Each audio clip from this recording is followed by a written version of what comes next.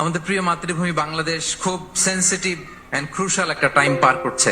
আমরা আমাদের প্রিয় মাতৃভূমির জন্য আজকের কেপ টাউনের বাইতুল কুদস মসজিদ থেকে, মসজিদুল কুদস থেকে দোয়া করি, আল্লাহ তাআলা আমার প্রিয় মাতৃভূমি বাংলাদেশকে হেফাজত করুক। যেটাতে আমার দেশের কল্যাণ, যেটাতে আমার দশের কল্যাণ, আল্লাহ তাআলা সেই ফয়সালা করুক। সম্মানিত সুধী, আর কাল বিলম্ব না করে আমি আমার মূল আলোচনায় যাচ্ছি।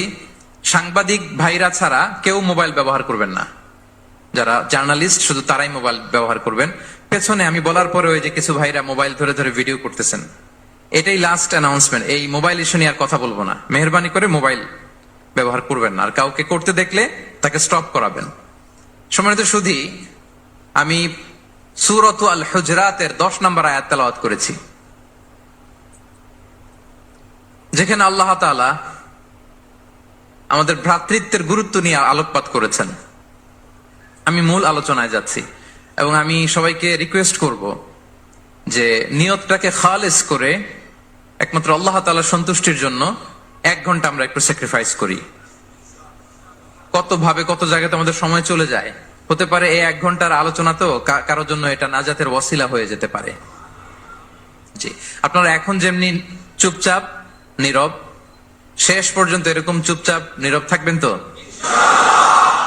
আর বিরক্ত হলে আমাকে বলবেন যে হুজুর আর না, তাহলে আমিও বেঁচে যাই।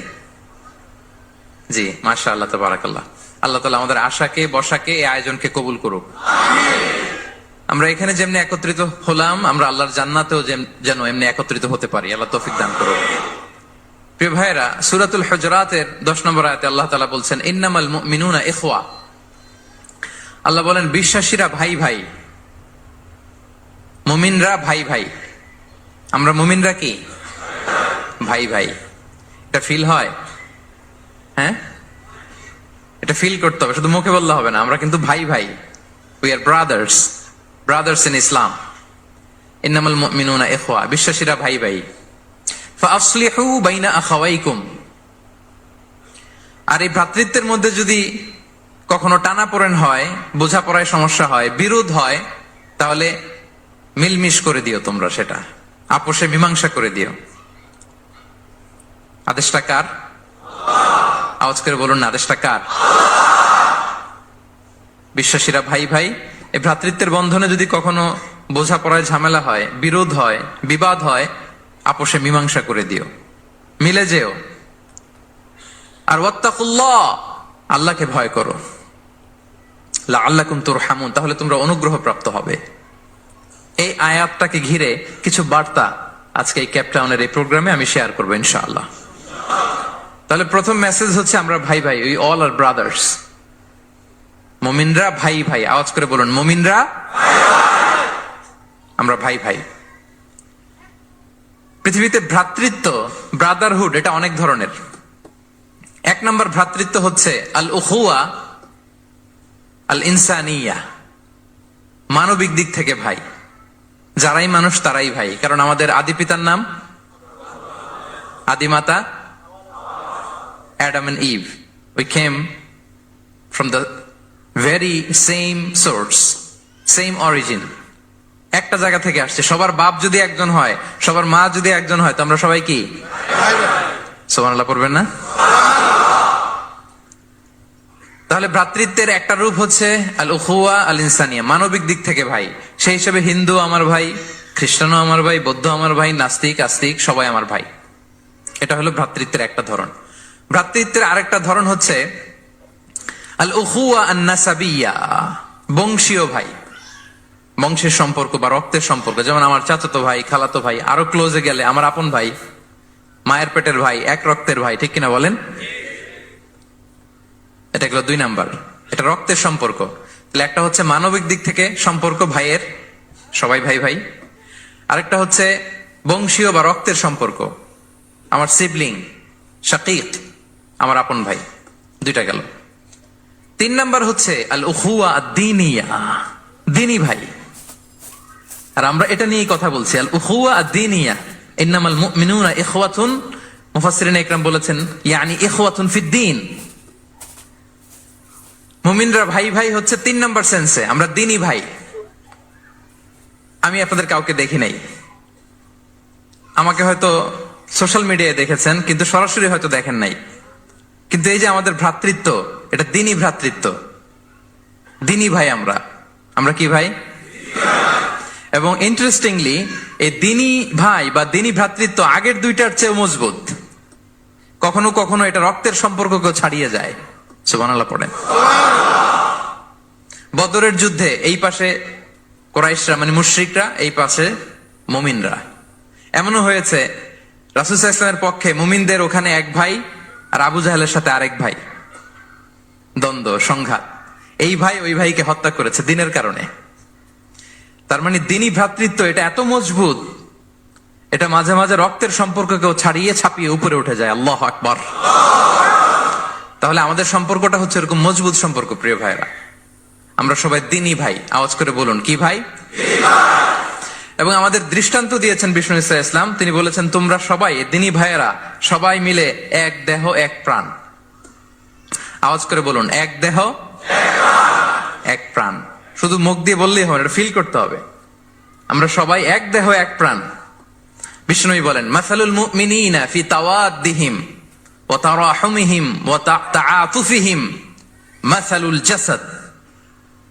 মুমিনদের ভালোবাসা সম্পর্ক, এটার দৃষ্টান্ত হচ্ছে, পারস্পরিক ভালোবাসা সম্পর্ক হচ্ছে কামাসালিল জাসাদ, এটা একটা দেহের মতো। আমরা সবাই মিলে এক দেহ।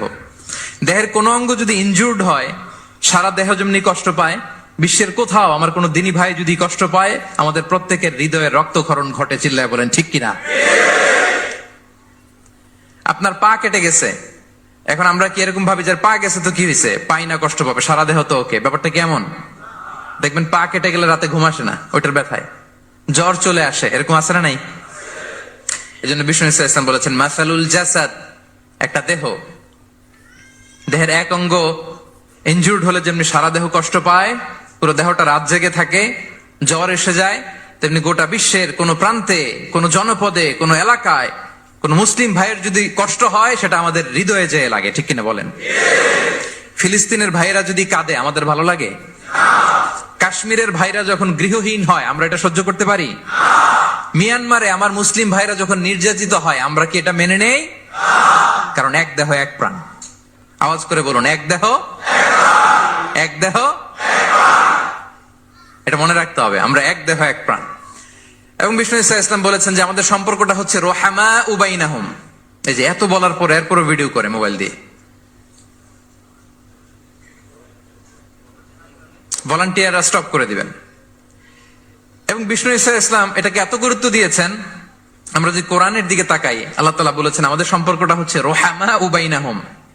রোহামা, একে অপরের প্রতি আমরা সফট হার্টেড, রহম দিল, একে অপরের প্রতি সফট হার্টেড।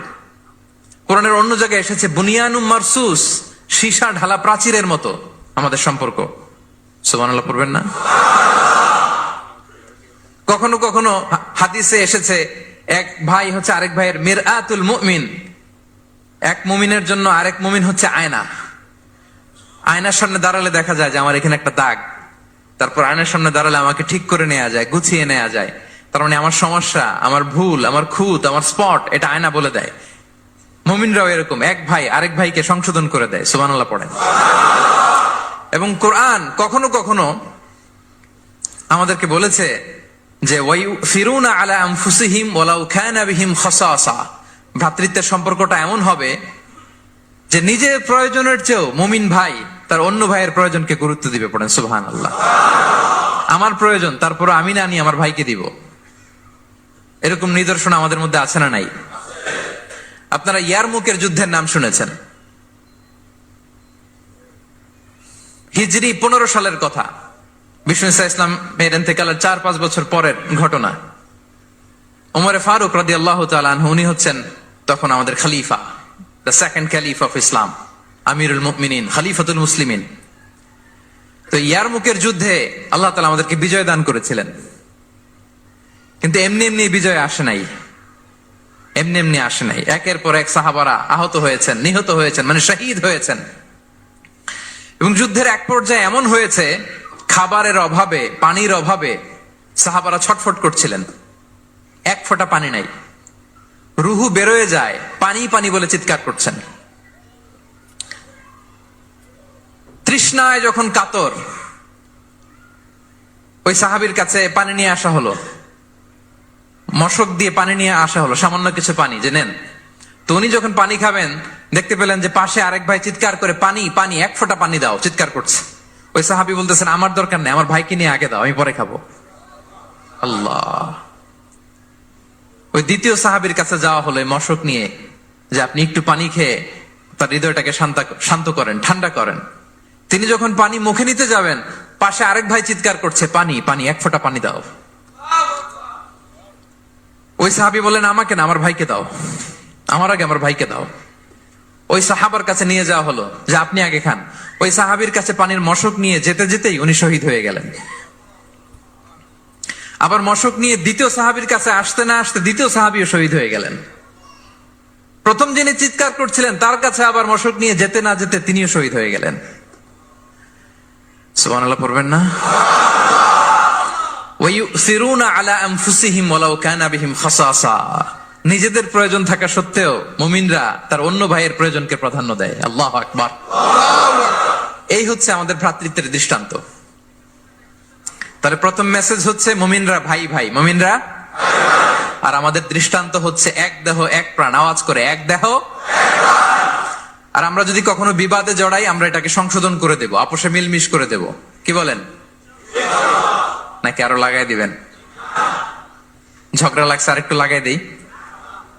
হ্যাঁ, আচ্ছা বলেন তো, আগুন লাগলে আপনারা কি দিয়ে নিভান?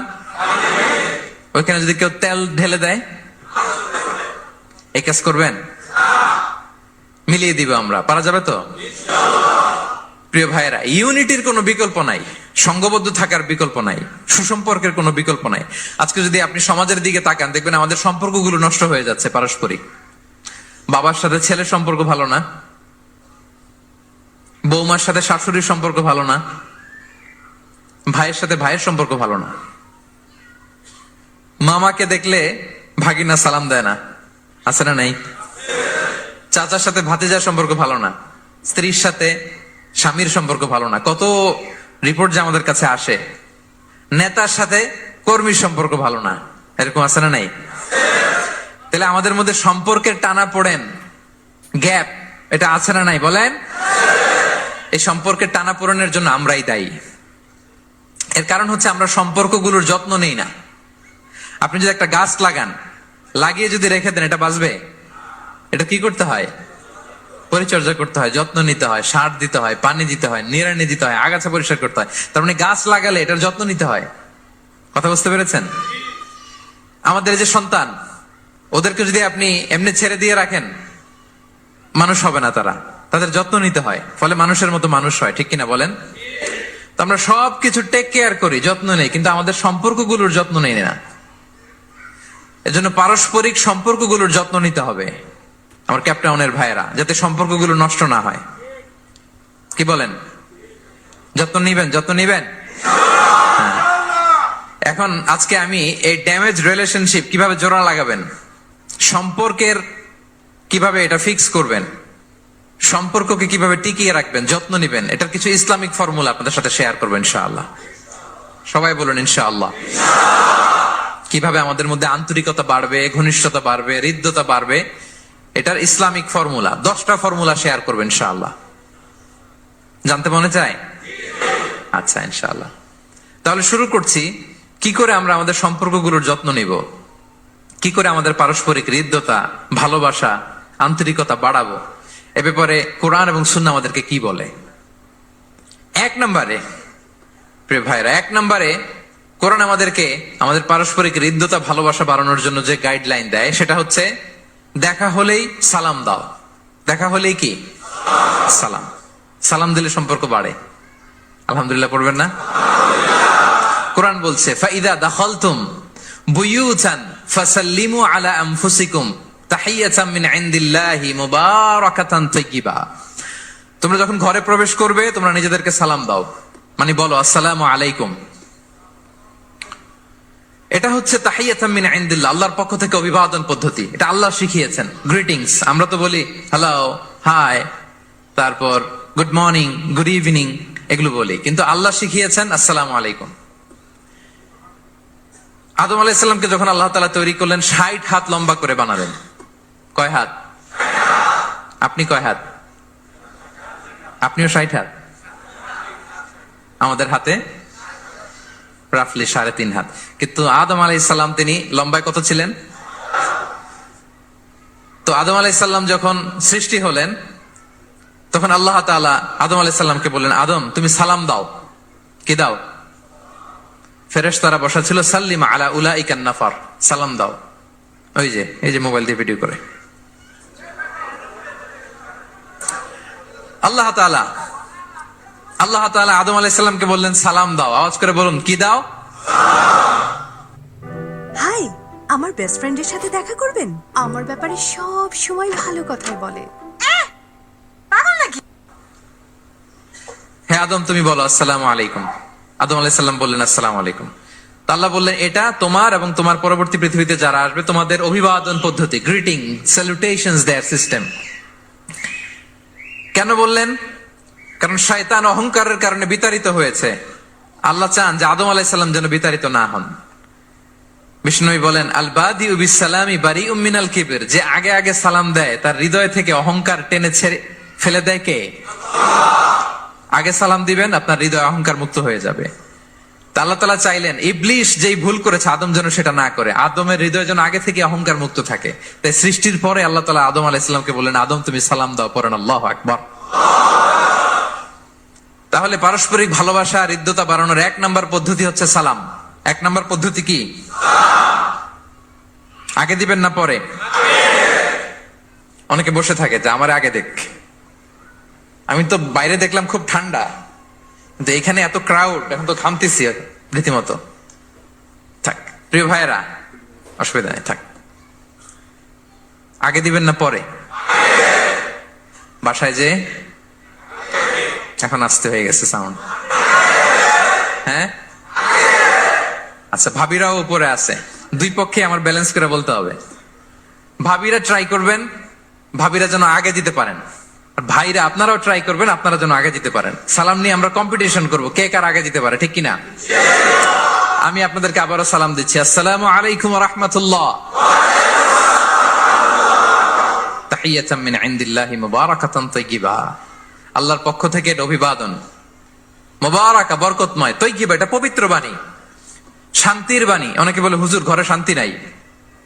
ঘরে তো শান্তির বাণী তো আপনি ঢুকানি না, ঘরে আসবে কোত্থেকে?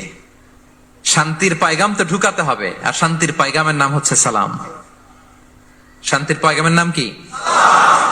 তাহলে ঘরে সালামের চর্চা। আপনি ভাবিকে দিবেন, ভাবি আপনাকে দিবে। আপনি বাচ্চাকে দিবেন, বাচ্চা আপনাকে দিবে। সবাই সবাইকে আগে দেওয়ার চেষ্টা করবো, নাকি বসে থাকবেন? পারবেন? ঠিক আছে। তাহলে পারস্পরিক সম্প্রীতি, হৃদ্যতা, ভালোবাসা বাড়ানোর 1 নম্বর ফর্মুলা হচ্ছে সালাম। 1 নম্বর ফর্মুলা। আমি কিন্তু জিজ্ঞেস করবো আবার শেষে, এজন্য কান দুটো খরগোশের কানের মতো খাড়া করে আমার দিকে তাকিয়ে থাকুন। 1 to 1, brain to brain. Mobile নাই, ভিডিও নাই, ক্যামেরা নাই, শুধু চাতক পাখির মতো তাকিয়ে থাকেন। দেখবেন যে সিনা বা সিনা এলেম আসছে এইভাবে, হৃদয় থেকে হৃদয়ে, নাকি মোবাইল থেকে মোবাইলে? এখন তো মোবাইল থেকে মোবাইলে এলম এসেছে, সিনা থেকে সিনা। 1 to 1, ব্রেন টু ব্রেন। তাহলে হৃদ্যতা, সম্পর্ক, ভালোবাসা এটা বাড়ানোর 1 নম্বর ইসলামী ফর্মুলা কি? এবং বিষ্ণু ইসলাম বলেছেন, এই সালাম যদি দাও তাহলে তোমাদের পারস্পরিক ভালোবাসা বাড়বে। তিনি বললেন, আওয়ালা আদুল্লুকুম আলা শাইইন ইযা ফাআলতুমুহু তাহাব্বাবতুম। হে সাহাবীরা, আমি কি তোমাদেরকে একটা টিপস শিখাই দিব না, যেটা করলে তোমাদের মধ্যে ভালোবাসা বাড়বে? সাহাবারা বললেন, অবশ্যই শিখাবেন। বিষ্ণু ইসলাম বললেন, আফশুস সালামা বাইনাকুম। যদি চাও নিজেদের ভালোবাসা বাড়ুক তো বেশি বেশি সালাম দাও। সরাসরি বিষ্ণু ইসলাম এটাই বলেছেন।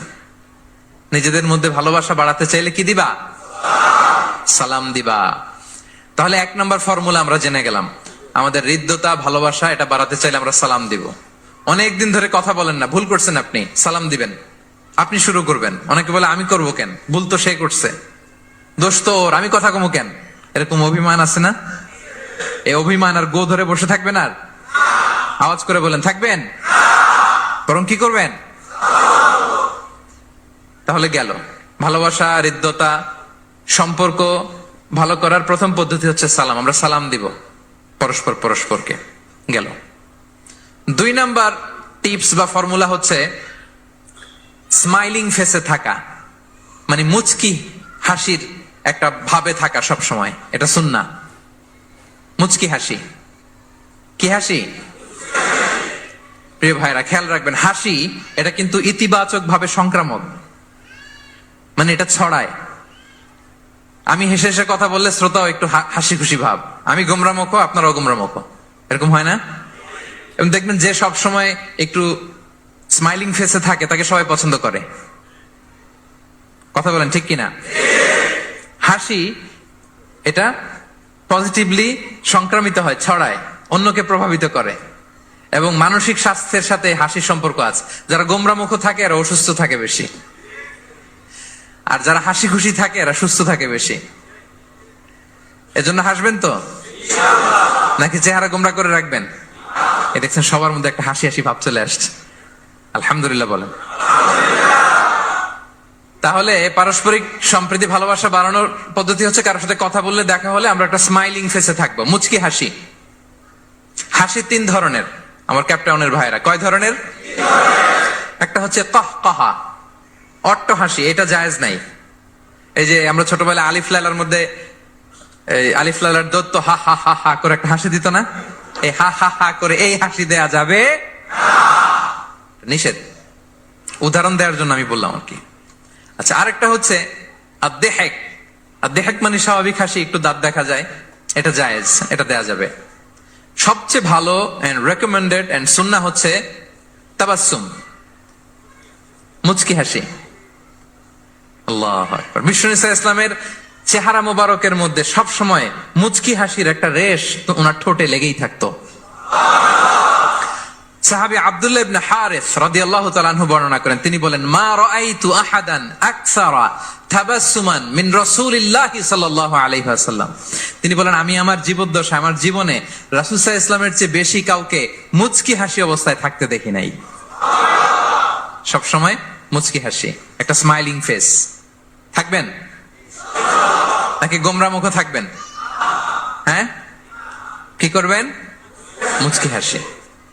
এবং আপনি আপনার ভাইয়ের দিকে তাকিয়ে মুচকি হাসি যদি দেন, বিষ্ণু সাল্লাল্লাহু আলাইহি ওয়াসাল্লাম বলেন, তাবাসসুমুকা ফি ওয়াজহি আখিকা সাদাকা, your smile to your brother it's a charity. তুমি তোমার ভাইয়ের দিকে তাকিয়ে যে মুচকি হাসি দাও, এটা দিলেও সাদাকার সওয়াব হয়ে যায়। আপনি দিলেন হাসি, আমলনামায় যুক্ত হলো কি? সাদাকা। হ্যাঁ, এবং বিষ্ণু সাল্লাল্লাহু আলাইহি ওয়াসাল্লাম বলেছেন, তুমি কোন কাজকে লা তাহকিরান্না মিনাল মা'রুফি শাইআ, কোন কাজকে ছোট করে দেখবে না, কোন নেক আমলকে। যদিও তুমি তোমার ভাইয়ের চেহারার দিকে মুচকি হাসি দিয়ে তাকাও, এটাও সাদকা দেওয়ার সওয়াব। তাহলে আমরা কারোর সাথে যখন কথা বলবো, দেখা হবে, আমরা একটা স্মাইলিং ফেসে থাকবো, গোমরা মুখ থাকবো না। কি বলেন, পারা যাবে? সব সময় স্মাইলিং ফেস, মুচকি হাসি। বিষ্ণু ইসলাম মুচকি হাসতেন। যে মুচকি যারা হাসি তাদেরকে সবাই পছন্দ করে।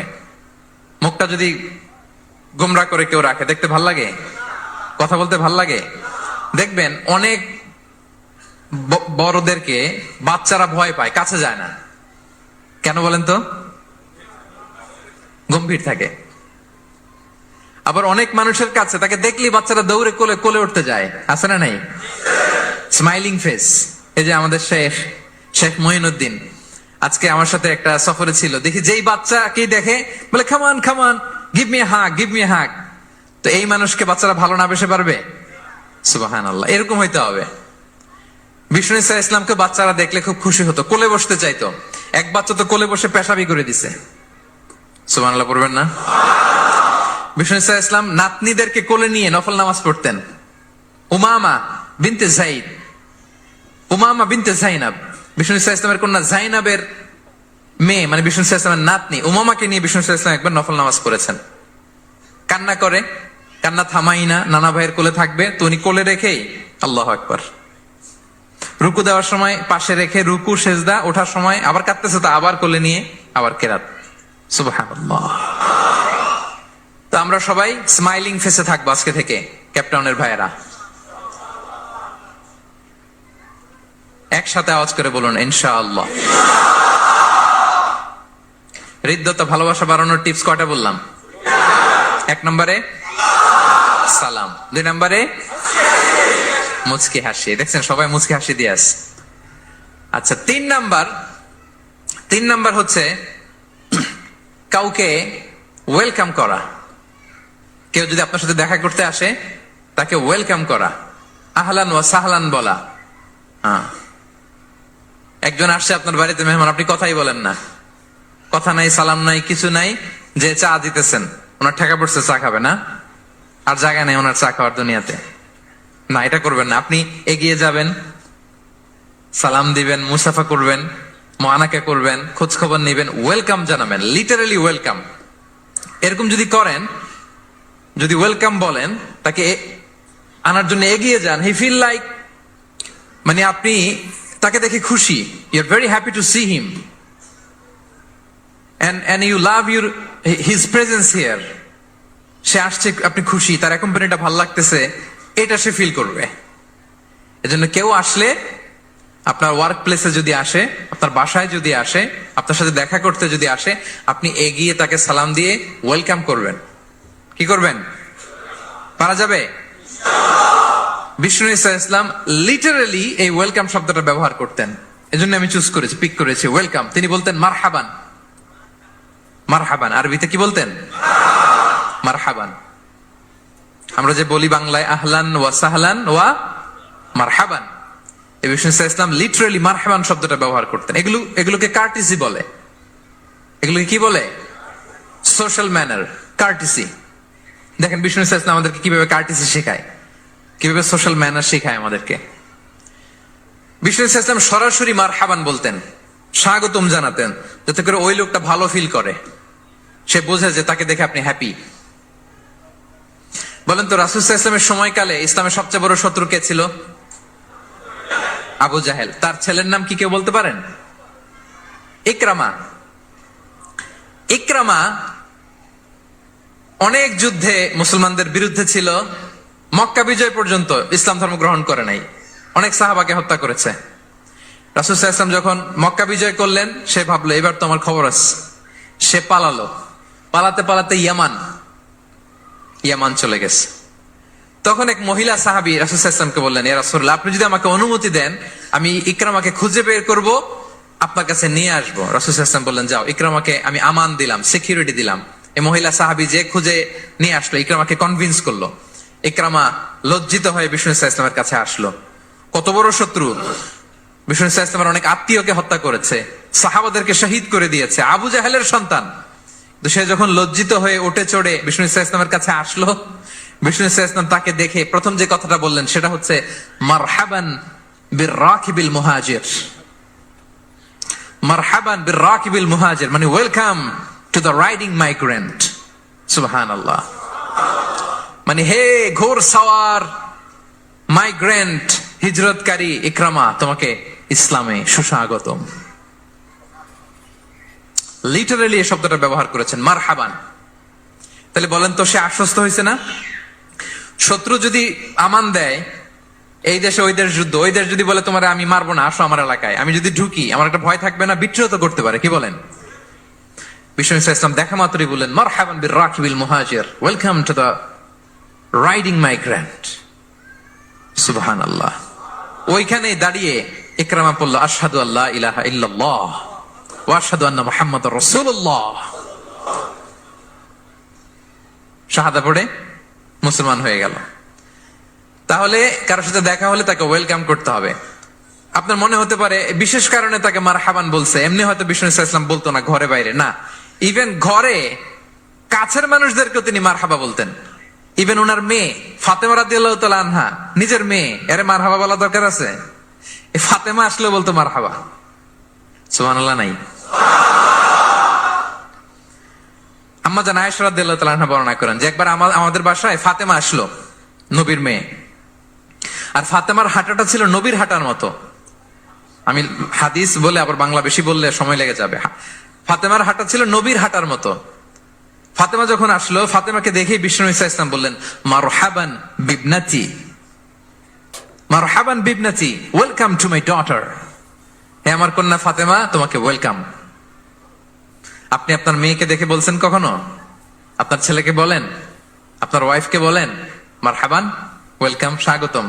এমন হয় না যে আপনি রয়ে গেছেন কেপ টাউনে, ভাবি বেড়াতে গেছে দেশে 2 মাসের জন্য, এরপর ভাবি আসলো, আপনি এয়ারপোর্টে ফুল নিয়ে দাঁড়িয়ে রইলেন, দেখা মাত্র কি বলবেন? Welcome to Cape Town. কি পারবেন না? ভাবিরা কিন্তু উপরতলায় বড্ড খুশি হয়ে যাচ্ছে, বলবেন।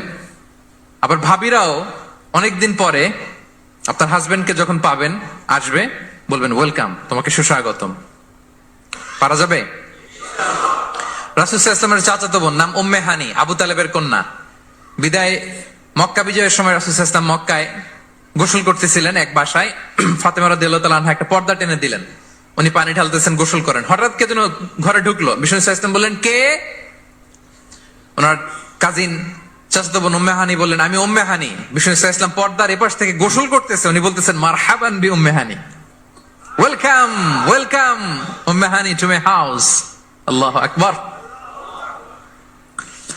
এবং ফরেন যত ডেলিগেশন আসতো, বিদেশি প্রতিনিধি, তাদের প্রত্যেককে বিষ্ণু সাল্লাল্লাহু আলাইহি ওয়াসাল্লাম বলতেন মারহাবান বিল কওম ও মারহাবান বিল ওয়াফদি গায়রা খাজায়া ওয়ালা নাদামা। যত ডেলিগেশন আসতো এদেরকে বলতেন welcome, welcome to Medina city, আসেন, ওয়েলকাম।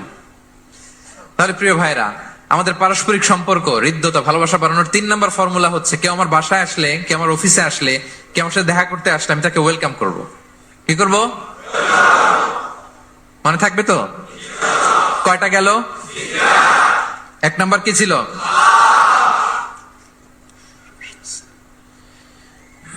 2 number, 3 number welcome. আচ্ছা, আপনাদের কষ্ট হচ্ছে? 4 নাম্বার হচ্ছে ভালোবাসা হৃদ্যতা বাড়ানোর 4 নাম্বার পদ্ধতি হচ্ছে, কারো কোনো ভালো গুণ দেখলে ওটা এপ্রিসিয়েট করা। যদি আমার বিপক্ষ দলের কেউ ভালো কিছু করে, আমরা ওইটাও বলতে চাই না, এরকম আছে না নাই? কারণ আমার দল করে না তো, বলতে চায় না, তাই না? কেন বলে না? আমার দল করে না। এদেরকে বলে দলান্ধ। ভালো একটা কাজ করছে, আমার মতের না, মতান্ধ, এটা এপ্রিসিয়েট করে না। এটা ভুল, এটা আপনি সুন্নাহ ব্রেক করছেন।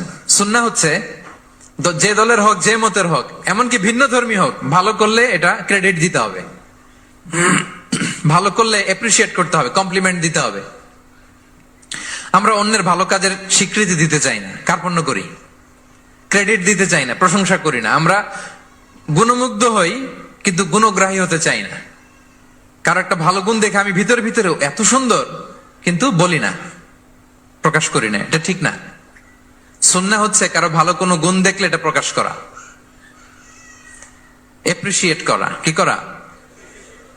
এপ্রিসিয়েট করা। কারো ভালো গুণ দেখলে এপ্রিসিয়েট করবেন, যাতে সে উৎসাহিত হয়। বিষ্ণু সাল্লাল্লাহু আলাইহি ওয়াসাল্লাম করতেন। বিষ্ণু সাল্লাল্লাহু আলাইহি ওয়াসাল্লাম একবার এক হাদিসে 7 জন সাহাবীর 7টা গুণের কথা বলেছেন, মানে তাদেরকে এপ্রিসিয়েট করেছেন। এক হাদিসে 7 জন। কয়জন? তিনি বলেন, আরহামু উম্মতি বি উম্মতি আবু বকর।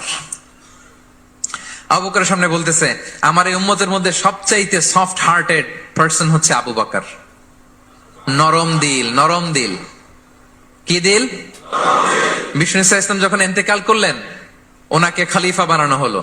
তো খলিফাই তো ইমাম মসজিদে নববীর। নামাজের সময় হয়েছে, উনি দাঁড়াইছেন। একামত হয়েছে, উনি কান্নার চোটে কেরাতি পড়তে পারে না। কেন? কারণ উনি ভাবতেছে, কাইফা আকুমু মাকামা রাসূলিল্লাহ, আমি কিভাবে নবীর জায়গায় দাঁড়িয়ে ইমামতি করব। গতকাল তো এখানে নবী দাঁড়িয়ে ইমামতি করেছে, আমি নবীর জায়গায় ইমাম হব কিভাবে? এই ভাবনা থেকে উনি কাঁদতে কাঁদতে ওনার তেলাওয়াতই শুনতো না। পিছনে কমপ্লেন আসছে পরে, ওনার তেলাওয়াত আমরা শুনতে পাই না। আরহামু উম্মতি বি উম্মতি আবু বকর। এরপর বিষ্ণু বললেন, ও আসাদ্দুহুম ফি আমরিল্লাহি উমর, আর আল্লাহর দিন বাস্তবায়নে সবচাইতে কঠোর হচ্ছে ওমরে ফারুক। সবচাইতে কঠোর, সবচাইতে কঠোর। বিষ্ণু বলেন, ওমর, তুমি যদি কোনো রাস্তা দিয়ে হাঁটো, শয়তান যদি দেখে, শয়তান ওই রাস্তা রেখে দিয়ে অন্য রাস্তা দিয়ে হাঁটে। আবার বিষ্ণু বলেন, আমার পরে কোনো নবী নাই, লা নবিয়্যা বা'দি ওয়ালা রাসূল, আমার পরে কোনো নবী নাই, রাসূলও নাই, তবে লাউ কানা বা'দি নাবিয়্যুন লাকানা ওমর, আমার পরে নবী হওয়ার যোগ্যতা যদি কারো থাকে আমার সাহাবী ওমরের সেই যোগ্যতা আছে। প্রভু তুমি বলেছ রাসূল দেবে না, বলনি দেবে না ওমর, বলনি দেবে না হামজা তারিক, খালিদ বিজয় সমর। প্রভু তুমি বলেছ রাসূল দেবে না, বলনি দেবে না ওমর, বলনি দেবে না হামজা তারিক, খালিদ বিজয় সমর। প্রভু তুমি বলেছ রাসূল দেবে না। আল্লাহু আকবার। আল্লাহর জমিনে আল্লাহর দিন বাস্তবায়নে সবচেয়ে কঠোর হচ্ছেন ওমরে ফারুক। মুনাফিকরা থরথর করে কাঁপতো ওনার ভয়ে। আমাদের দেশে বাচ্চারা যদি না খায়, রাতের বেলা বাচ্চারা খেতে চায় না, তো মায়েরা ভয় দেখায় খায়, এই খাও নাহলে কিন্তু বিড়াল আসবে। কুকুর বললে খুব আমার ছোট মেয়েটাও ভয় পায়, কুকুরের আওয়াজ শুনলে ভয় পায়। তো খেতে না চাইলে বলে এই কুকুর আসবে, কিন্তু কুকুর এটা করে না। বাচ্চাদেরকে খাওয়াতে গেলে যখন জ্বালাতন করে খেতে চায় না, মায়েরা কি বলে, এই ভূত আসবে, এই কুকুর আসবে। মদিনায় কি করতো জানেন? বাচ্চারা খেতে না চাইলে মায়েরা বলতো হা হুয়া ইয়াতি উমর, হা হুয়া ইয়াতি উমর, তাড়াতাড়ি খাও, এই যে ওমর আসতেছে, ওমর। What a personality. ওয়া আশাদ্দুহুম ফি আমরিল্লাহি উমর। আল্লাহর দিন বাস্তবায়নে সবচেয়ে কঠোর ছিলেন ওমর রাদিয়াল্লাহু তাআলা আনহু। ওয়া আসদাকুহুম হায়াআন উসমান। আর সবচেয়ে লজ্জাশীল ছিল আমার সাহাবীর মধ্যে কে? উনি এত লজ্জাশীল ছিলেন, উনাকে দেখে ফেরেশতারা লজ্জা পেয়ে যেত। আল্লাহ আল্লাহ, এত লজ্জাশীল, ফেরেশতারা লজ্জা পেয়ে যেত। ওয়া আকরাউহুম লিকিতাবিল্লাহি উবাই ইবনে কাব। আল্লাহর কিতাব সবচাইতে বিশুদ্ধ করে তেলাওয়াত করতে পারতো উবাই ইবনে কাব রাদিয়াল্লাহু তাআলা। এই মোবাইলটা বন্ধ করতে হবে। ওই যে সবচাইতে চমৎকার করে কোরআন তেলাওয়াত করতে পারতো বিশুদ্ধ ভাবে কারীদের মতো করে কে? উবাই ইবনে কাব। ও আফরাদুহুম যায়েদ ইবনে সাবিত। ফারায়েজের বিধিবিধান, মানে বাবা মারা গেলে সন্তান যে ওয়ারিস হয়, দ্য ল অফ ইনহেরিটেন্স, এটার ব্যাপারে এক্সপার্ট সাহাবী হচ্ছে যায়েদ ইবনে সাবিত রাদিয়াল্লাহু তাআলা আনহু। ওয়া আ'লামুহুম বিল হালালি ওয়াল হারামি মুআয ইবনে জাবাল। আর আমার সাহাবাদের মধ্যে হালাল হারামে স্পেশালিস্ট হচ্ছে মুআয ইবনে জাবাল। ওয়া ইন্না লিকুল্লি উম্মাতিন আমিন ওয়া আমিনু হাযিহিল উম্মতি আবু উবাইদা ইবনুল জাররাহ। সব উম্মতের মধ্যে একজন বিশ্বস্ত গার্ডিয়ান থাকে, আমার উম্মতের মধ্যে বিশ্বস্ত গার্ডিয়ান সাহাবীর নাম হচ্ছে আবু উবাইদা ইবনে জাররাহ। সুবহানাল্লাহ পড়ে। আচ্ছা, ওই সাহাবীদের সামনে দাঁড়িয়ে বিশ্বনবী যখন এই এপ্রিসিয়েশন দিচ্ছে, বলেন তো সাহাবীদের কেমন লাগতেছে? কেমন লাগতেছে? আল্লাহ, এপ্রিসিয়েশন দিচ্ছে তো এলাকার মেয়র, তাই না? এমপি, প্রেসিডেন্ট, খোদ বিশ্বনবী, খোদ। দেখেন, উনি চাইলে না বললেও পারতেন, তাদেরকে ইন্সপায়ার করার জন্য তাশজিআন তাদের প্রশংসা করেছেন, এপ্রিসিয়েশন। দেখতেছে যে আবু বকর খুব নরম দিল, তিনি বললেন। দেখতেছেন যে ইসলাম প্রচারে ওমর খুব শক্ত মজবুত, তাকে এপ্রিসিয়েট করলেন, ক্রেডিটটা তাকে দিলেন। তাহলে বিশ্বনবী ক্রেডিট দিতে কখনো কার্পণ্যতা করতেন? গুণগ্রাহী ছিলেন। কিন্তু আমরা ভালো কিছু দেখলে এটা যে ভালো এতটুকু বলতে চাই না। এরকম করবেন আর না, এরকম করবেন না। সাহাবীদের মধ্যে সবচেয়ে সুরেলা গলার সাহাবী ছিলেন আবু মুসা আল-আশআরী রাদিয়াল্লাহু তাআলা আনহু। একদিন তিনি আবু মুসাকে বলেন, আবু মুসা, তুমি যে রাতে তেলাওয়াত করো আমি কিন্তু শুনি।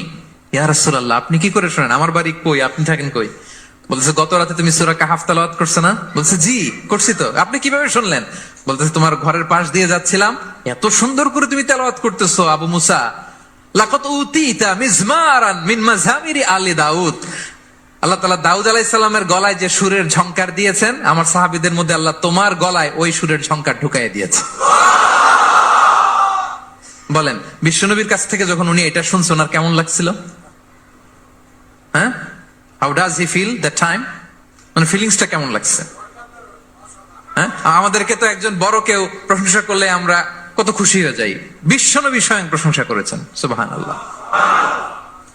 দেখেন প্রিয় ভাইরা, বিষ্ণু ইসলাম শুধু মুমিনদেরকে, মুসলিমদেরকে যদি এটা করতেন তাহলে একটা কথা ছিল, পানি পানি থাক, 1 ঘন্টার জন্য একটু কষ্ট করতে হবে। আমি পানি না খেয়ে কথা বলতেছি না, একটু কষ্ট করেন। এই পানি, এই চানাচুর, বিস্কিট দেওয়া শুরু করলে আলোচনার ফ্লো নষ্ট হয়ে যায়। পানিটা থাক, একটু পরে আমরা পানি পানি খাবো ইনশাল্লাহ। আমার দিকে তাকান, আমার দিকে তাকান। ওই যে আরেকজন দায়িত্ব পালন করতেছে মোবাইল নিয়ে, আমার দিকে তাকান। আমরা তো আমার দলের বাইরে কেউ ভালো কিছু করলে বলি না। বিষ্ণু ইসলাম ইহুদির প্রশংসা করেছেন। আপনি আছেন কই মিয়া? ইহুদি উহুদের যুদ্ধে বিষ্ণু ইসলামের সাথে মদিনার যে ইহুদিরা, তাদের কন্ট্রাক্ট ছিল মদিনা কেউ অ্যাটাক করলে সবাই মিলে মদিনাকে রক্ষা করবে। কিন্তু কুরাইশরা আক্রমণ করলো, এখন আর কেউ বেরোয় না। বনু কাইনুকা, বনু নদীর, বনু কুরাইজা কেউ আর যায় না, কেউ যায় না। বিশ্বনবী কি করবেন? নিজেই বেরোলেন সাহাবাদেরকে নিয়ে। মাঝপথে আবার মুনাফিকরা ফিরে গেল, কোনো ইহুদি যায় নাই, কথা রাখে নাই, একজন ইহুদি ছাড়া। তার নাম মুখাইরিক। তার নাম কি? মুখাইরিক। অন্য ইহুদিদেরকে বলতেছে, এই ইহুদিরা, তোমরা না মুহাম্মাদের সাথে চুক্তি করেছো মদিনায় অ্যাটাক হলে সবাই মদিনাকে সেভ করবা, তোমরা যাও আর না যাও, আমি যাব, আমি আমার কথা রাখবো, আমার কথার দাম আছে। এবং সে বলল, আমি যদি এই যুদ্ধে নিহত হই, আমার সম্পদের মালিক হয়ে যাবে মুহাম্মদ, আমার কোনো ছেলে মেয়ে পাবে না। মুখাইরিক বীর দর্পে ঘোড়া হাঁকিয়ে উহুদের ময়দানে যুদ্ধে গেল মুহাম্মদ সাল্লাল্লাহু আলাইহি ওয়াসাল্লামের পক্ষে, কুরাইশদের বিপক্ষে। বীর দর্পে যুদ্ধ করতে করতে সে নিহত হলো। যুদ্ধ শেষে শহীদ সাহাবাদের লাশ যখন বিষ্ণু ইসলামের সাথে আনা হলো, কাছে আনা হলো, মুখাইরিকের লাশও আনা হলো। মুখাইরিক তো মুমিন ছিল না, কি ছিল? সাহাবারা বলে, ইয়া রাসূলুল্লাহ, মুখাইরিক আপনার পক্ষে লড়াই করে নিহত হয়েছে। বিষ্ণু ইসলাম অনেকক্ষণ মুখাইরিকের দিকে তাকিয়ে রইলেন আর বললেন, মুখাইরিক খায়রু ইয়াহুদ, Mukhairiq is the best of the Jewish. ইহুদিদের মধ্যে সর্বশ্রেষ্ঠ জুইশ হচ্ছে মুখাইরিক। পড়েন আল্লাহু আকবার। Appreciation, giving credit to others. Mukhairiq হচ্ছে the best of the Jewish, জুইশদের মধ্যে সবচেয়ে শ্রেষ্ঠ মানুষ হচ্ছে মুখাইরিক। সে কথা রেখেছে। চিন্তা করেন, অমুসলিম, ইহুদি, তারপরেও তার যে ভালো গুণ, এটা স্বীকার করতে বিশ্বনবী কার্পণ্যবোধ করেন? ক্রেডিট দিতে কোনো দেরি করেন? তাহলে এই যে এডমায়ার করি না আমরা, কাউকে প্রেজ করি না, প্রশংসা করি না, এটা বাজে অভ্যাস। এটা থেকে আমাদের বেরিয়ে আসতে, ভালো করলে ভালোকে ভালো বলবেন, সাদাকে কালোকে, ভালোকে মন্দকে বলবেন, এপ্রিসিয়েট করবেন। আপনার ছেলে একটা ভালো কাজ করেছে, এপ্রিসিয়েট করেন, বলেন যে মাশাআল্লাহ তুমি সুন্দর কাজ করছো। একটা সূরা মুখস্থ করছে, ঠিক আছে তোমাকে বাইরে আউটিং এ নিয়ে যাবো, ওখানে আমরা ডাইনিং করবো। হ্যাঁ, ভাবি সুন্দর করে একটা কিছু রান্না করছে, এপ্রিসিয়েট করবেন। আজকে কি সব ভাবির পক্ষে হয়ে যাচ্ছে নাকি ভাবিদের পক্ষে? ঘুরে ফিরে ভাবিদের পক্ষে চলে যাচ্ছে কথাবার্তা বেশি। এটা বাস্তবতা। আপনার স্ত্রী যদি আপনার জন্য ভালো কিছু রান্না করে, ভালো লাগলে আপনি বলবেন যে খুব ভালো হয়েছে আজকের রান্নাটা। অনেকে আছে যে তার ওয়াইফ অনেক চমৎকার করে রান্না করছে, কিন্তু সে কোনোদিন মুখ খুলে কিছু বলে না। এরকম আছে না নাই? এমনটা করবেন না। এবং অনেক হাজবেন্ড হয়তো স্ত্রীর জন্য অনেক কিছু করে, গিফট এনে দেয়, অনেক স্ট্রাগল করে, অনেক কিছু করে, কিন্তু স্ত্রী মুখ ফুটে হাজবেন্ডকে বলে না। এটা বলবেন, মুখ ফুটে বলবেন আজকে থেকে, এপ্রিসিয়েট করবেন, ভালো দেখলে এটা ভালো বলবেন, ক্রেডিট দিবেন। আমার ক্যাপটাউনের ভাইরা, পারা যাবে? কয়টা গেল? 1 নম্বরে, 2 নম্বরে মুচকি আসে, 3 নম্বরে, 4 নম্বরে এপ্রিসিয়েশন। আচ্ছা, 5 নম্বরে,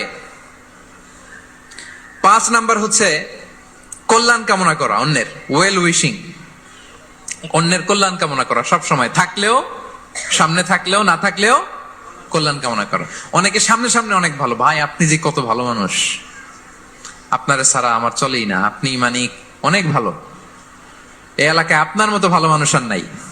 মানে সামনে আপনি অনেক ভালো, আপনি দাতা, আপনি সমাজসেবক, আপনি শ্রেষ্ঠ মানুষ, কিন্তু দূরে চলে গেলে আর নাই, তার বদনাম, তার ব্যাপারে অন্যদের কান ভারী করে, আরে উনি তো এমন একটা লোক, বুঝছেন, কি আর বলবো, বইলে আর লাভ নাই, পারি না ভাই ওনার সাথে, আর পারা যায় না। এরকম আছে না নাই? তার মানে সামনে সামনে খুব আপনি ভালো ভালো বললেন, কিন্তু সে যখন অনুপস্থিত তখন না। এটা তো শুভকামনা হয় না, এটা হয়েছে মুমিনদের শুভকামনা উপস্থিত অবস্থাতেও অনুপস্থিত অবস্থাতেও। আলহামদুলিল্লাহ বলেন। এজন্য বিষ্ণু বলেন দিন ও আন্নাসিহা, দিন হচ্ছে আন্নাসিহা মানে কল্যাণ কামিতা। দিন মানে কল্যাণ কামিতা, সবার জন্য আপনি গুড উইশ করবেন, কল্যাণ কামনা করবেন, ওয়েল উইশিং করবেন, শুভকামনা জানাবেন, সামনে থাকলেও দূরে থাকলেও। বিষ্ণু ইসলাম বলেন লিল মুমিনি আলাল মুমিনি সিত্তু খিসাল, এক মুমিনের উপর আরেক মুমিনের 6টা দায়িত্ব। এর মধ্যে একটা হচ্ছে ওয়ায়ানসাহু লাহু ইদা গাবা আও শাহিদা, সে তার শুভকামনা করবে, উপস্থিত থাকলেও করবে, অনুপস্থিত থাকলেও করবে। সুবহানাল্লাহ পড়েন। সামনেও যেমনি করবেন, দূরে গেলেও করবেন। অন্যের জন্য শুভকামনা করলে এটা ফিরে নিজের দিকে আসে, এটা খেয়াল রাখেন। এটা একটা লাইফ হ্যাকস শেয়ার করতেছি, আজীবন কাজে লাগবে। অন্যের জন্য যেটাই ভালো কামনা করবেন এটা ঘুরে আপনার দিকে আসবে। অনেকে বলে হুজুর ওর জন্য দোয়া করে আমার কি লাভ? নিজের জন্য আল্লাহ আমারে মাফ করে দাও, আল্লাহ আমারে সমৃদ্ধি দাও, আল্লাহ আমার বেতন বাড়াও, আল্লাহ আমার ব্যবসায় বরকত দাও, আল্লাহ আমার ছেলেরা হাফেজ বানাও, আল্লাহ আমার বউ, আল্লাহ আমার মেয়ে, আল্লাহ আমার আমার আমার সব আমার ভালো আপনি চাচ্ছেন নিজের জন্য, অন্যদের জন্যও চান। আল্লাহ আমার সব ভাইদেরকে মাফ করো, আল্লাহ আল্লাহ আমার গোটা মুসলিম উম্মাকে তুমি বরকত দাও, কল্যাণ দাও, নেতৃত্বে আসার তৌফিক দাও, আল্লাহ সবাইকে সুস্বাস্থ্য দাও। এটা ফিরে আপনার দিকে আসবে। অন্যের জন্য শুভকামনা বহুগুণ বৃদ্ধি হয়ে নিজের দিকে রিটার্ন করে। বিষ্ণু ইসলাম এটাই বলেছেন, মা মিন আবদিন মুসলিমিন ইয়াদউ লিআখিহি বিযাহরিল গায়বি ইল্লা ক্বালা লাহুল মালাকু ওয়া লাকা বিমিসলিন। কেউ যদি তার ভাইয়ের অনুপস্থিতি তার ভাইয়ের জন্য দোয়া করে, ফেরেশতারা ওই দোয়াটা তার জন্য আগে আগে করে। তাহলে অন্যের জন্য শুভকামনা করলে, দোয়া করলে লাভ না লস? ধরেন আমি মোশাররফ ভাইয়ের জন্য দোয়া করলাম যে আল্লাহ মোশাররফ ভাইকে তুমি সুস্থ করে দাও, তখন ফেরেশতারা বলে আল্লাহ যিনি দোয়া করতেছে তার যদি কোনো রোগ বালাই থাকে আগে তারে সুস্থ করে দাও। ধরেন আমি বেলায়েত ভাইয়ের জন্য দোয়া করতেছি, আল্লাহ বেলায়েত ভাইয়ের এই সমস্যা আল্লাহ তুমি দূর করে দাও, ফেরেশতারা বলবে আল্লাহ যিনি দোয়া করতেছে তার যদি এই সমস্যা থাকে আগে তারে এটা দূর করে দাও। ধরেন আমি দোয়া করলাম আল্লাহ আমার এই ভাই, আল্লাহ সে গরিব, তার অর্থের বড্ড অভাব, দারিদ্রতা, আল্লাহ তুমি আমার ভাইয়ের দারিদ্রতা দূর করো। ফেরেশতারা বলে ওয়ালাকা বিমিসলিন, তোমার জন্য এটা, মানে আল্লাহ যিনি দোয়া করতেছে তার যদি অর্থের প্রয়োজন থাকে আগে তার দারিদ্রতা দূর করে দাও। তাহলে বলেন তো অন্যের জন্য দোয়া করলে লাভ না লস? অন্যের জন্য ভালো দোয়া করলে এটা নিজের দিকে আসে। কিসের দিকে আসে? তাহলে শুভ কামনা 5 নম্বরে কি? আচ্ছা 10টার মধ্যে কয়টা বলে ফেলছি? ক্লান্ত হচ্ছেন না তো আপনারা? শুভকামনা নিয়ে একটা গল্প বলে আমি 6 নম্বরে যাচ্ছি। এক লোক মাগরিবের নামাজের আগে তার বন্ধুর জন্য দোয়া করতেছে, আল্লাহ আমার বন্ধুকে তুমি একটা সুন্দরী, রূপবতী, গুণবতী, নেককার, মুতিয়া, কানেতা, জামিলা, রায়া, একজন রূপবতী নেককার স্ত্রী দাও আল্লাহ। কতদিন ধরে তার বিয়েটা ঝুলে আছে, আল্লাহ তুমি ব্যবস্থা করে দাও, সুন্দরী, নেককার, আল্লাহ। তো সে তো তার বন্ধুর জন্য প্রাণ ভরে দোয়া করতেছে, আর তার স্ত্রী ওয়াইফ পাশেই ইফতারি রেডি করতেছিল। এই দোয়া শুনে মহিলা তো তেলে বেগুনে জ্বলে উঠছে, দৌড়ে আসে বলছে এই তুমি কিসের দোয়া করো, রাখো। সে বেচারা মোনাজাতের মধ্যে তো ভরকে গেছে, ভয় বলে কি হইলো, আমি তো দোয়া করতেছি আমার বন্ধুর জন্য। তো মহিলা বলে তুমি কি মনে করছো আমি হাদিসটা জানি না? অন্যের জন্য কোন ভালো দোয়া করলে আগে যেটা নিজের জন্য কবুল হয় তুমি মনে করছো আমি জানি না? তুমি ভাবছো হাদিস শুধু তুমি একা জানো, আমি জানি না? না কি সব দোয়া করো এগুলা? আল্লাহু আকবার, আল্লাহ রহম করুক। প্রিয় ভাইরা, এটা বলার উদ্দেশ্য হচ্ছে আপনি ভালো কিছু অন্যের জন্য চাইলে আল্লাহ তাআলা এটা নিজের জন্য কবুল করে নেয়। তাহলে অন্যের জন্য কল্যাণ কামনা করা, এটা হচ্ছে হৃদ্যতা, ভালোবাসা, সুসম্পর্ক বাড়ানোর 5 নাম্বার টিপস। কয় নাম্বার? আচ্ছা 6 নাম্বার টিপস হচ্ছে বিপদে কাউকে সাহায্য করা। কি করা? বিপদে সাহায্য করা। বিপদে যে সাহায্য করে সেই আসল বন্ধু, ঠিক কিনা? কাউকে যদি বিপদের সময় আপনি সাহায্য করেন, সে আজীবন মনে রাখবে আপনাকে। সে যদি কৃতজ্ঞ মানুষ হয়, ভালো মানুষ হয়, আজীবন আপনাকে মনে রাখবে, কখনো ভুলবে না। এবং বিষ্ণু ইসা ইসলাম বলেন, ওয়াল্লাহু ফি আউনিল আবদি মা দামাল আবদু ফি আউনি আখি। আল্লাহ তাআলা ততক্ষণ পর্যন্ত বান্দার সাহায্যে থাকে যতক্ষণ বান্দা তার ভাইয়ের সাহায্যে থাকে। তাহলে আপনি যদি আল্লাহর সাহায্য চান, আপনার কি করতে হবে বলেন তো? আপনার ভাইকে সাহায্য করতে হবে। আল্লাহু ফি আউনিল আবদি মা দামাল আবদু ফি আউনি আখি। খেয়াল করেন কথাটার ওজন কত বেশি। আল্লাহ ততক্ষণ বান্দার সাহায্যে থাকে যতক্ষণ বান্দা তার ভাইয়ের সাহায্যে থাকে। আমি আমার ভাইকে সাহায্য করলেই আল্লাহর পক্ষ থেকে সাহায্য নাজিল হবে। আল্লাহ বলে, এই বানি আদম, দাও দাও, তুমি দিলে আমি তোমারে দেব। আনফিক উনফিক আলাই, এই বানি আদম দাও, আমি তোমারে দেব। সুবহানাল্লাহ। আমরা অন্যরে দিতে চাই না, কিন্তু ওনার কাছ থেকে চাই। তাহলে আল্লাহর সাহায্য পাওয়ার প্রথম শর্ত হচ্ছে মানুষকে সাহায্য করা। কি বলেন? তাহলে 6 নাম্বার, পারস্পরিক সম্পর্ক যে আমরা যত্ন নিব বলছি, এই যত্ন নেওয়ার 6 নাম্বার টিপস হচ্ছে, ভালোবাসা বাড়ানোর 6 নাম্বার টিপস হচ্ছে টু হেল্প ইন ডেঞ্জার। বিপদে সাহায্য করা। কি করা? নট নেসেসারিলি যে সবসময় টাকা দিয়েই সাহায্য করতে হবে। টাকা ছাড়া সাহায্য করা যায় না। সে জানে না কি করতে হবে, বললেন, পরামর্শ দিলেন, টাকা লাগলে কখনো টাকা দিলেন। নতুন আসছে কেপ টাউনে, কিছু জানে না, ব্যবসা বাণিজ্য কোথায় কি, একটু বুদ্ধি পরামর্শ দিলেন। এটাও কিন্তু সাহায্য। যার যেভাবে সাহায্যের প্রয়োজন, যদি আপনি আপনার ভাইয়ের সাহায্যে থাকেন। স্মার্ট ব্যাংকিং, নিজের ব্যাংকিং নিজেই করি। টাকা জমা, উঠানো, পাঠানো, সময়ের প্রয়োজনে Dutch Bangla bank CRM. Dutch Bangla bank আপনার বিশ্বস্ত সহযোগী। আসমান থেকে আল্লাহর সাহায্য পাবেন। বিষ্ণু ইসা ইসলাম নবী হওয়ার আগে ওনার 5টা স্পেশাল কোয়ালিটি ছিল। কয়টা? এর মধ্যে 2টা এই পয়েন্টের সাথে যায়। সেটা হচ্ছে, আর এটা বলছে ওনার খোদ স্ত্রী, প্রথম স্ত্রী, বিষ্ণুর প্রথম স্ত্রীর নাম খাদিজাতুল কুবরা তাহেরা রাদিয়াল্লাহু তাআলা আনহা। কারো ব্যাপারে যদি সঠিক তথ্য জানতে চান, তার ওয়াইফকে নক করবেন, মানে তার স্ত্রীর কাছ থেকে রিপোর্ট নেবেন, আসলটা পেয়ে যাবেন। কয়েকটা জায়গায় নক করলে পাওয়া যায়। বড় সাহেবের তথ্য যদি জানতে চান, বড় সাহেবের দারোয়ানকে জিজ্ঞেস করেন, বড় সাহেবের ড্রাইভারকে জিজ্ঞেস করেন, বড় সাহেবের ঘরের কাজের বুয়াকে জিজ্ঞেস করেন, আর বড় সাহেবের বিবিকে জিজ্ঞেস করেন। এই 4 জনকে জিজ্ঞেস করলেই বড় সাহেবের গোমর আসল তথ্য এদের কাছ থেকে পাওয়া যাবে। বিষ্ণু ইসা ইসলামের স্ত্রী আম্মাজান খাদিজা বলেন, বিষ্ণু ইসা ইসলামের 5টা গুণ ছিল নবী হওয়ার আগেই। এর মধ্যে একটা হচ্ছে ওয়া তাহমিলুল কাল্লা, তিনি মানুষের বোঝা বইয়ে দিতেন। সুবহানাল্লাহ পড়বেন না? একজন লাকড়ি নিয়ে যাচ্ছে, ভারী, পিঠ কুঁজো হয়ে যাচ্ছে ব্যথায়, বিশ্বনবী নিজের কাঁধে নিয়ে ওটা বহন করে দিতেন। ওয়া তাকসিবুল মা'দুমা, অন্যের জন্য উপার্জন করতেন, নিজে ছাগল চড়ায় ওই টাকাগুলো যারা খেতে পায় না তাদের হাতে তুলে দিতেন। মা বা'আসাল্লাহু নাবিয়্যান ইল্লা রাআল গানাম, পৃথিবীতে এমন কোন নবী নাই যে নবীরা ছাগল চড়ায় নাই। সাহাবারা বললেন, ওয়া আনতা ইয়া রাসূলুল্লাহ, হে নবী আপনিও? বিষ্ণু বললেন, কুনতু আরআহা লিকারারিত লিআহলি মক্কা, আমি অল্প কিছু কিরাত, মানে অল্প কিছু পয়সার বিনিময়ে মক্কার লোকদের ছাগল চড়াই দিতাম। He started his first career as a shepherd, রাখাল হিসেবে ক্যারিয়ার শুরু করছিলেন, ইনকামের রাস্তা। আর আমরা কাজ ভাগাভাগি করে, এটা ছোট কাজ, এটা করবো না, ওটা করবো না। বিষ্ণু ইসলাম ছাগল চড়াতেন মরুভূমিতে, এবং এই উপার্জিত টাকাটা সুবিধা বঞ্চিত মানুষের হাতে তুলে দিতেন। চিন্তা করেন কি মানসিকতা ছিল বিশ্বনবী।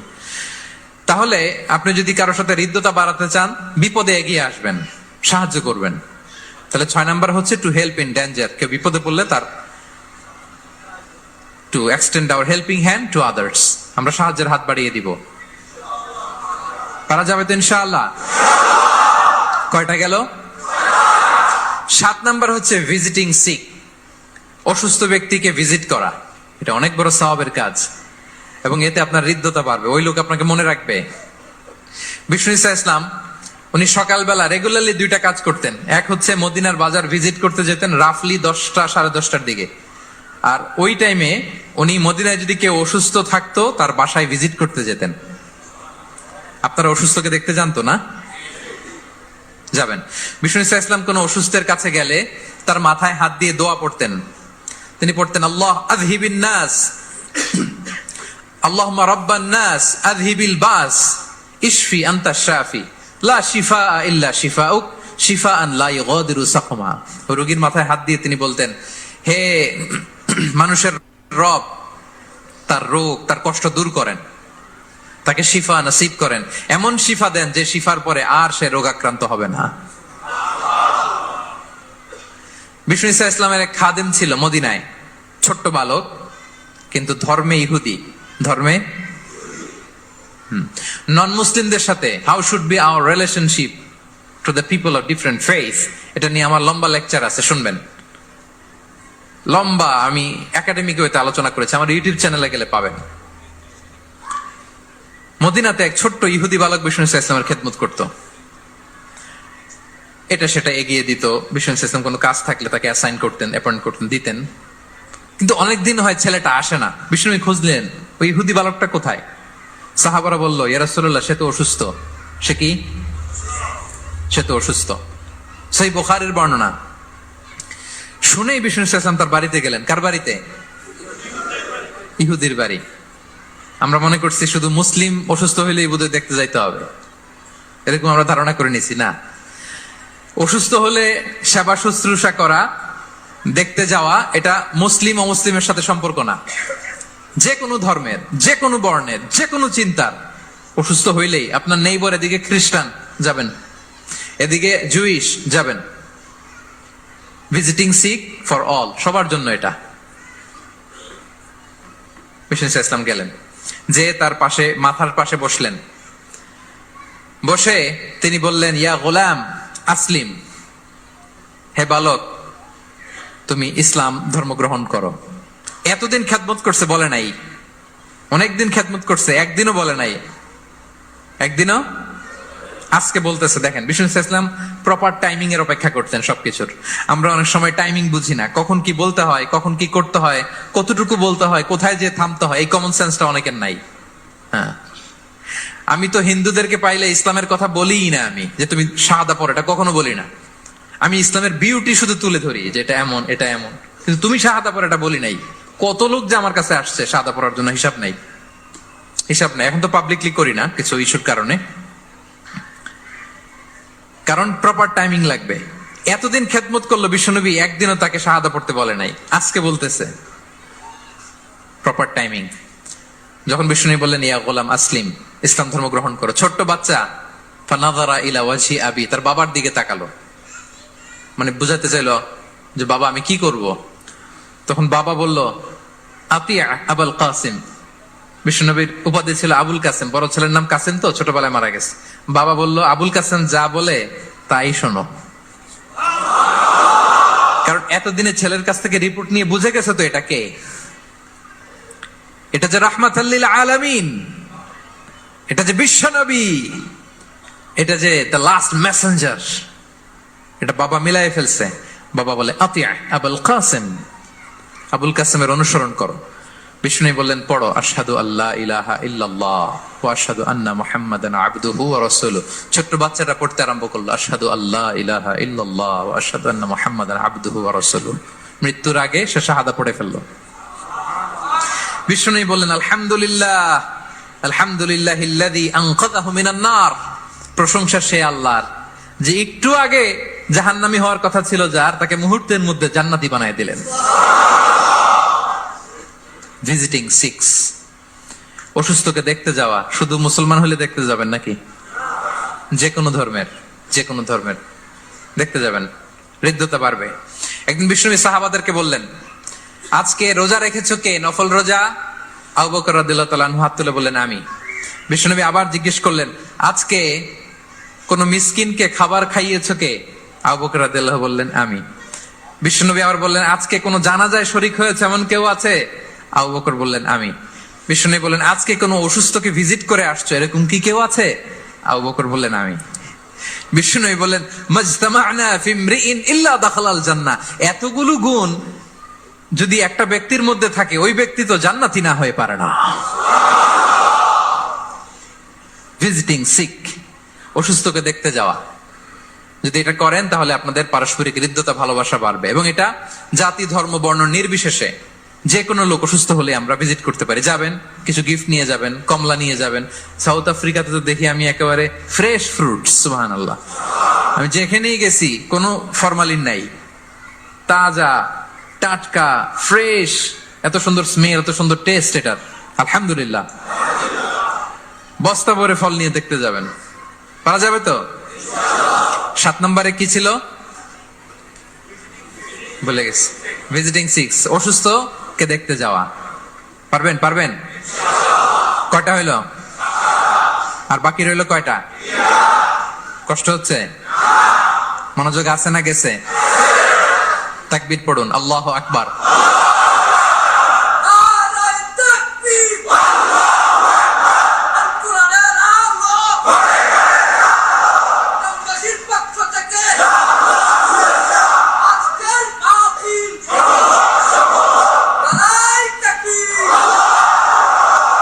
মাশাআল্লাহ, তাবারাকাল্লাহ। কয়টা বললাম?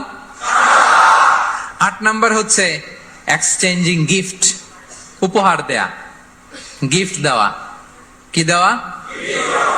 নট নেসেসারি যে দামি কিছু দিতে হবে, নট নেসেসারি দামে দিতে হবে। ছোট্ট জিনিস দেন, একটা কলম দেন। কি দিবেন? কলম দেন। একটা ছোট বই দেন, একটা মেসওয়াক দেন, একটা টুপি দেন, আপনার সাধ্যে যা কুলায় দেন, গিফট করেন। আমি ইফতারি করতে বসলেও আমার ডানে বায়ে যারা থাকে এখান থেকে আমি দেই, কারণ একজন রোজাদারকে এক ঢুক পানি খাইয়ে ইফতারি করলেও সে সারাদিন রোজা রেখে যেই সওয়াব, তার সওয়াব না কমিয়ে ওই পরিমাণ সওয়াব আল্লাহ যিনি খাওয়ালো তার আমলনামায় দিয়ে দেয়। একটু বিতরণ করেন, একটু খাইয়ে দেন, সামান্য কিছু হলো গিফট দেন। উপহার দিলে ভালোবাসা বাড়ে, সুবহানাল্লাহ। বিষ্ণু ইসলাম নিজেই বলেছেন, তাহা দাও তাহাব্বু, তোমরা একে অপরকে উপহার দাও, তোমাদের মধ্যে ভালোবাসা বাড়িয়ে দিবে কে? পারস্পরিক উপহার বিনিময় করবেন। ছেলেকে উপহার দিন, মেয়েকে উপহার দিন, স্ত্রীকে দিন, বন্ধুকে দিন, কলিগকে দিন, পারলে শত্রুকেও দিন। কি বলেন? শত্রুকে যদি উপহার দেন শত্রুতা থাকবে? ধরেন কারোর সাথে আপনার কম্পিটিশন, ধরেন একটা নির্বাচন, সে জিতে গেল, আপনি হেরে গেলেন, আপনি ফুল পাঠান, ফ্রুটস পাঠান, দেখবেন শত্রুতা কমে গেছে।